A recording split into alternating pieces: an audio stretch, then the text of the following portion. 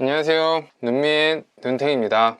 제가 오픈시에서 NFT 민팅하는 것과 구매하는 방법에 대해서 올렸었는데요. 거기에 많은 분들이 댓글을 달아주셨습니다. 그래서 그 댓글들 중에 다른 분들도 아시면 도움될 만한 내용을 모아가지고 오픈시 꿀팁과 FAQ를 만들었는데요.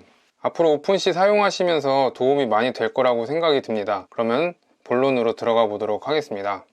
먼저 영어에 대한 내용이 좀 많이 올라왔었습니다. 예를 들어서 설명을 꼭 영어로 써야 되냐, 아니면 영어를 못하는데 어떡하냐, 이렇게 질문을 주셨는데 요즘 세상이 많이 좋아졌습니다.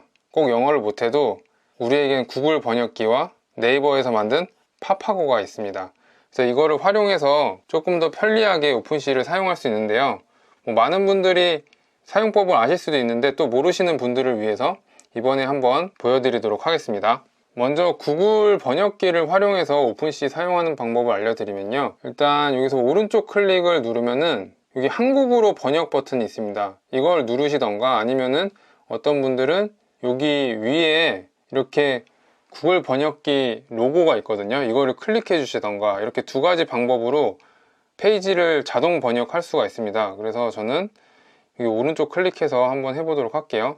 그러면은 바로 번역이 되는 걸 볼 수가 있고요. 예를 들어서 들어간다 그러면은 이 모든 내용이 다 한글로 번역되어 있는 걸 볼 수가 있습니다. 여기 그쵸? 모든 내용들이 다 이렇게 번역이 되어 있고요. 그 다음에 네이버에서 만든 파파고를 활용하는 방법을 말씀드릴 건데요. 일단 웨일이라는 브라우저를 사용해야 되거든요. 웨일은 네이버에서 만들었습니다. 그래서 네이버 웨일 이렇게 검색을 하면은 여기 웨일 브라우저를 다운받을 수 있게 페이지가 나오고요. 그래서 이거를 설치를 하면은 지금 보시는 이 브라우저가 웨일 브라우저입니다. 여기서도 마찬가지로 오른쪽 클릭을 해주면요. 번역이라는 버튼이 나옵니다. 요거를 눌러주시면은 이렇게 또 번역이 완료가 됩니다. 그래서 아까 봤었던 여기 SK8 메타버스 여기로 들어가 보면은 이렇게 한글로 자동 번역이 된 거를 보실 수 있습니다. 이 번역 내용은 구글 번역기랑 파파고랑 조금씩 다르거든요. 그래서 뭐 하나의 번역기로 이해가 안 된다 이러면은 다른 번역기를 같이 사용을 해서 확인을 해 보시면 사용하시는 데 도움이 될 것 같습니다. 이렇게 해서 영어를 못해도 오픈시를 편하게 사용할 수 있는 방법을 말씀드렸고요. 그 다음에는 NFT 만들 때 설명을 꼭 영어로 작성해야 되냐 이렇게 또 질문을 주시는데 제 생각에는 영어를 쓰는 나라들이 이렇게 많거든요. 그리고 꼭 이렇게 공용어로 안 쓰더라도 많은 사람들이 영어로 서로 대화하면서 거래를 하고 있기 때문에 저는 영어를 꼭 써야 된다고 생각을 하고 있습니다. 근데 영어를 사용하기가 또 어렵잖아요. 그래서 이것도 아까 보셨던 구글 번역기와 파파고를 활용하면 되는데요. 사용법 간단합니다. 구글에서 구글 번역기 이렇게 치면은 이렇게 나와요. 심지어 구글 번역이라고 쳤는데도 이렇게 나오죠. 안녕하세요 이렇게 치면 바로 영어로 나오거든요. 한글로 쭉 쓴 다음에 영어 그대로 복사해서 붙여넣기 하셔도 되고요.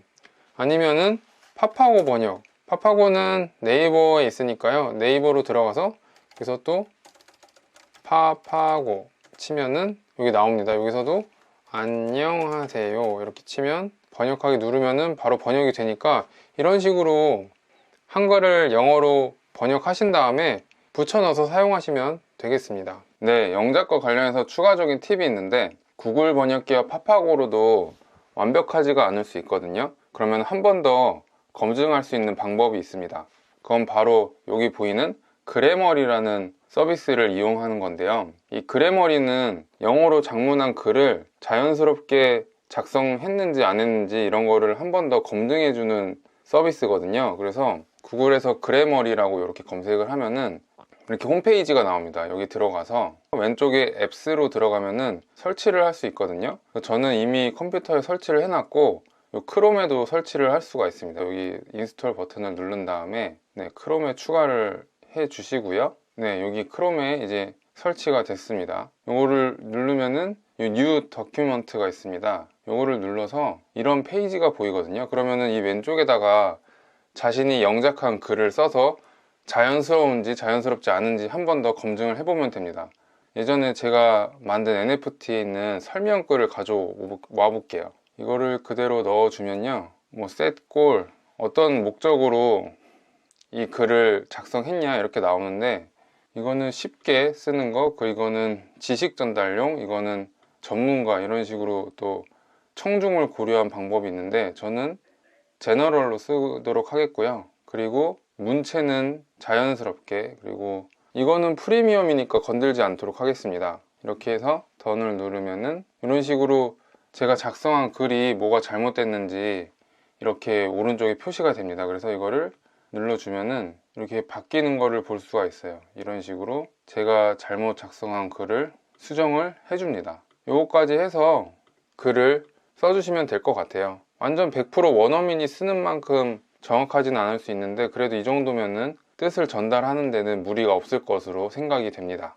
이 그래머리에 대한 사용법은 또 인터넷에 찾아보면 많이 나오니까 그거 참고해서 사용하시면 될 것 같습니다.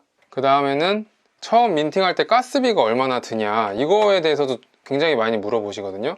사실 돈과 관련된 게 제일 민감하기 때문에 많이들 궁금해 하실 텐데요. 구글이나 네이버에 검색하면은 가스비에 대해서 이렇게 이더스캔이라는 사이트에서 확인하는 방법을 많이 알려주는데, 여기 가서도 알 수 있습니다. 여기 보면은 가스 프라이스라 그래가지고 34 GWEI 이런 식으로 나오거든요. 근데 지금 우리가 이더리움이라는 단위도 좀 어색한데, 여기서 또 GWEI도 보면은 완전히 멘붕 오잖아요. 그래서 이렇게 확인하는 거 말고 그냥 실제로 미리 해보면서 확인하는 거를 추천드립니다. 어떻게 하는지 오픈시 사이트에서 확인해 보도록 하겠습니다. 네, 오픈시 사이트로 들어왔고요. 일단은 중요한 게 뭐냐, 이더리움이 없는 계정으로 테스트를 해봐야 됩니다. 무슨 말이냐면은 이 메타마스크에 먼저 로그인을 하고요. 메타마스크에 로그인을 하면은 이 오른쪽 위에 버튼을 눌러주면은 이 지갑에서 계정을 여러 개 생성을 할 수가 있거든요. 그래서 여기 보시는 것처럼 눈미로 된 계정이 하나가 있고, 여기는 이더리움이 좀 들어가 있죠. 그리고 이건 테스트 계정으로 제가 하나 만들었습니다.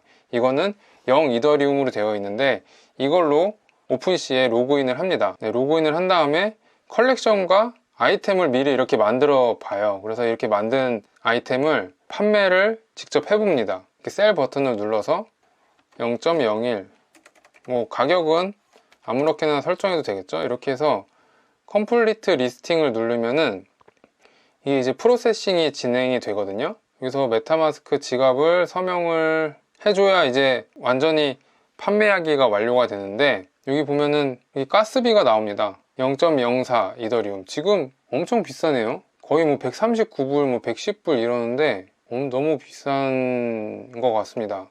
이런 식으로 지금 현재 가스비가 얼마인지 이런 식으로 실시간으로 확인을 할 수 있어요. 저 아까 전에 봤을 때는 0.015 이더리움이었는데 이거의 3분의 1 정도 됐었는데 지금 거의 3배 가까이 올라왔네요. 그래서 너무 비싼 것 같고, 어쨌든 간 이렇게 가스비를 확인한 다음에 이거보다 조금 더 많이 지갑으로 이더리움을 송금을 해서 보내시면 됩니다. 왜냐하면 이 가스비가 왔다 갔다 하니까 너무 적게 이더리움을 보냈다가 가스비 부족으로 민팅이 안 되면은 더 보내야 되잖아요.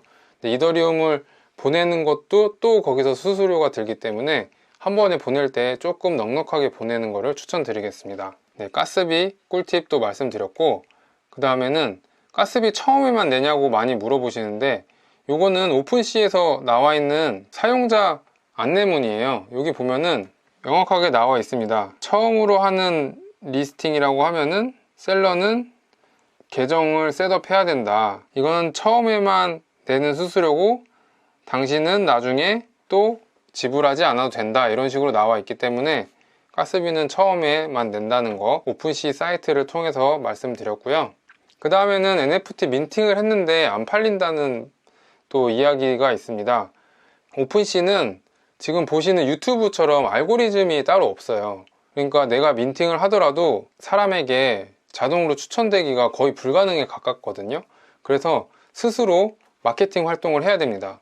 마케팅 활동은 뭐 트위터라든지 인스타그램, 뭐 페이스북 이런 식으로 자신의 기존 SNS 친구들에게 하는 방법이 있고요. 아니면 뭐 다른 여러 가지 방법이 있을 텐데 이거에 대한 내용은 제가 나중에 따로 영상을 만들어서 또 말씀드리도록 하고요. 어쨌든 간 NFT는 만든다고 팔리는 게 아니라 이런 마케팅 활동을 해야만 판매가 된다.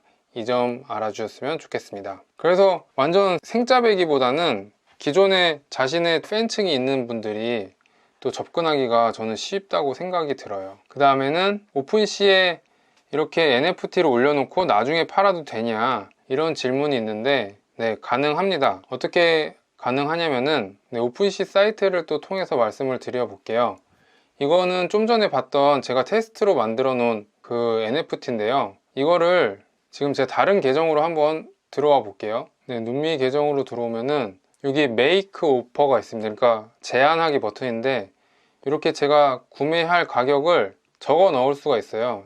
뭐 0.01 이런 식으로 제가 구매하고 싶은 가격을 적을 수가 있거든요. 그러면은 이 가격에 내가 판매를 하겠다, 오퍼를 수락해 주면은 판매가 됩니다. NFT를 판매하기 전에 이 오퍼를 통해서 내가 먼저 셀로 판매를 하지 않더라도 이 제한이 먼저 옴으로써 가스비를 먼저 안 낼 수가 있겠죠. 그러니까 이렇게 오퍼 들어왔을 때 수락을 할 때 가스비가 지불이 됩니다. 그래서 나는 팔릴지 안 팔릴지도 모르는데 이렇게 먼저 셀을 하고 싶지 않아 이러신 분들은 이런 식으로 작업을 하시면 됩니다. 물론 이렇게 제한이 오려면은 그 전에 열심히 홍보 활동을 해야겠죠.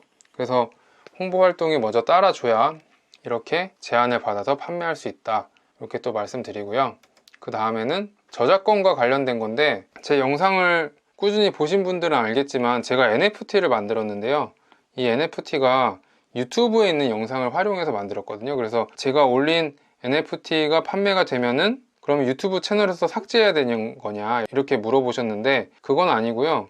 왜냐면은 NFT를 산다는 거는 저작권까지 사는 건 아니고 소유권만 사는 거잖아요. 그래서 제가 이렇게 기존의 영상을 그대로 올려놔도 사실 문제가 없습니다. 뭐 다른 해외에 있는 작가들도 NFT를 팔아도 이렇게 인스타그램에 그대로 올려놓은 거를 볼 수가 있어요. 그래서 NFT로 팔아도 굳이 이렇게 지우진 않아도 되고요. 대신에 뭔가 새로운 또 NFT를 만든다던가 이러면은 먼저 구매하신 분에게 안 좋은 일이 생기는 거기 때문에 조심해야겠죠. 신뢰에 문제가 생길 것 같습니다. 이 영상은 제가 저작권 관련해서 공부하다가 참고한 영상인데요.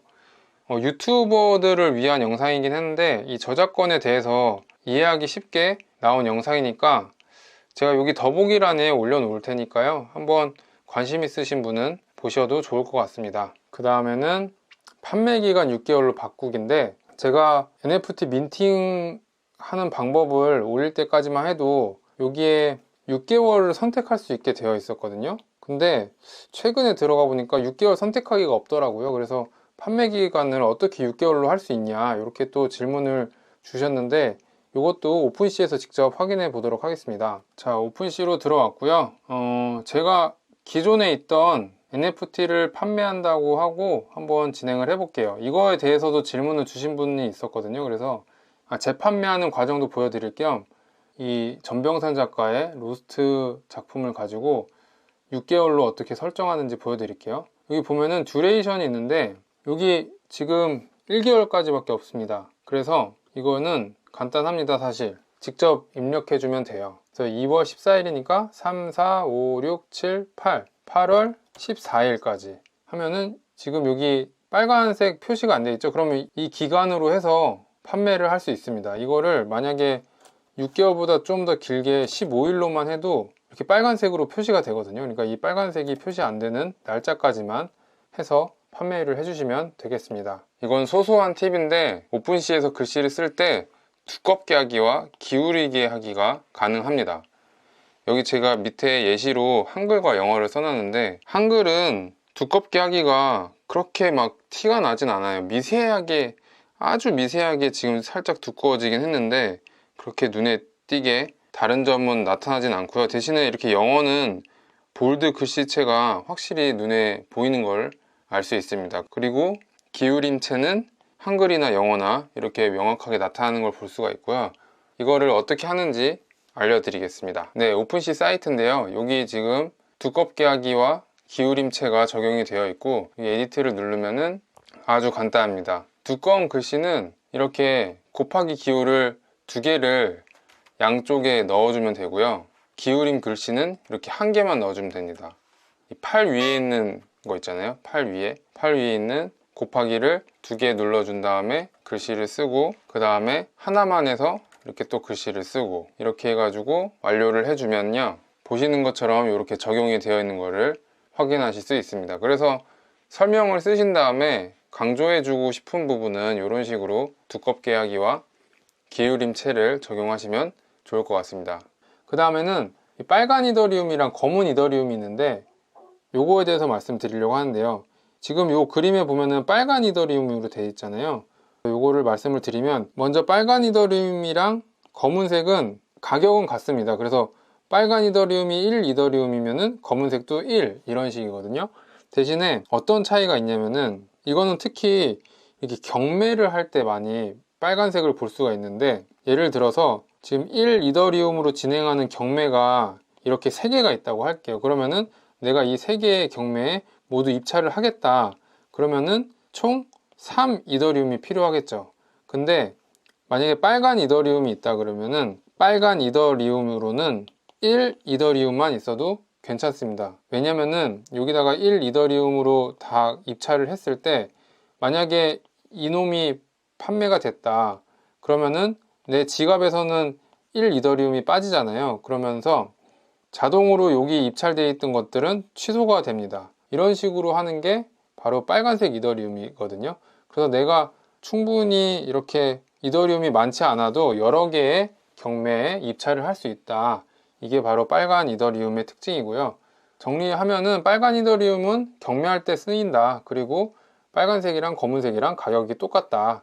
이렇게 쉽게 생각하시면 되겠습니다. 여기까지 해서 제가 오픈시 관련한 꿀팁과 같이 공유하면 좋을 법한 질문들을 말씀드렸는데요. 부디 많은 도움이 됐으면 좋겠고, 이거 외에 또 궁금한 거 있으면은, 카메라가 꺼졌네요. 언제든지 댓글 달아주세요. 저도 댓글 보면서 많이 공부하니까 주저하지 말고 달아주시고요. 그리고 이 영상이 도움이 되셨다면 구독과 좋아요 부탁드리겠습니다. 그럼 다음에 또 뵐게요. 안녕.